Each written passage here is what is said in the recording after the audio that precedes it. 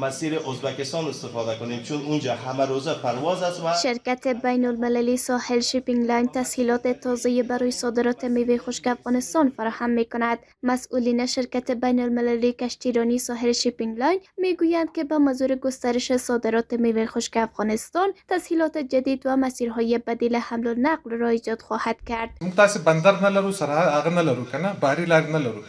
نو د دې وچو مځکو نه موږ تاسې څنګه استفاده کوئ چې موږ بحري لارو ته لاره پیدا کړو.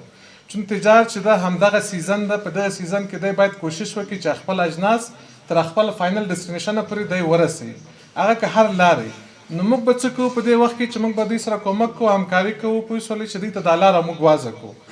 هر سرزمین و هر خشکه، هر فضا یک تصاویر برای نشان دادن داره که به اساس از شناخته میشه و افغانستان یکی از کلانترین نمادهایی که میتونه همیشه و تانسته همیشه به گونه های مختلف امروز قویتر و بهتر به رخ جهانیان بکشه میوه خشکش است. این شرکت که در زمینه حمل و نقل اموال تجارتی به کشورهای مختلف جهان فعالیت دارد میگوید با توجه به توقف صادرات میوه خشک افغانستان از طریق پاکستان اکنون در نظر دارد این محصولات را از راه‌های آسان‌تر و مطمئن‌تر با بازارهای اروپایی صادر کند. دو مسیر خیلی خوب داریم. یکی مسیر ایران است که هزینه ها خوبتر و بهتر است، اما مسیر ازبکستان، چون که خود ازبکستان و کشورهایی که تحت حمایت روسیه هستند، در مسیر از اونا هیچ مشکلی پیش نمیاد به خاطر صادرات و واردات از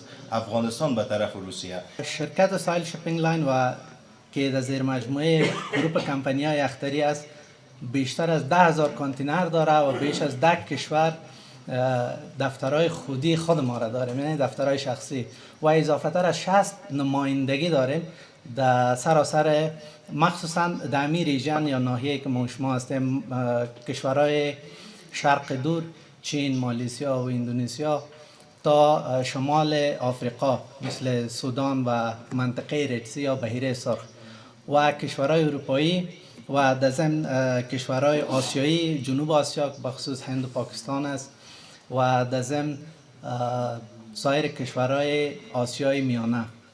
در ماه‌های اخیر صادرات میوه خشک افغانستان افزایش قابل توجهی داشته و برای دسترسی بهتر به بازارهای اروپایی و آسیایی همکاری شرکت ساحل شیپینگ لاین می‌تواند نقش مؤثری در تسهیل و تسریع این روند ایفا کند. ایده کشتیرانی، ساحل کشتیرانی، الحمدلله دا نور لارې لري. موږ سره وعده کړې، تاسو مطمئنه اوسئ چې زموږ صادرات نه دریږي. له خیره موږ نور لارې پیدا کوو.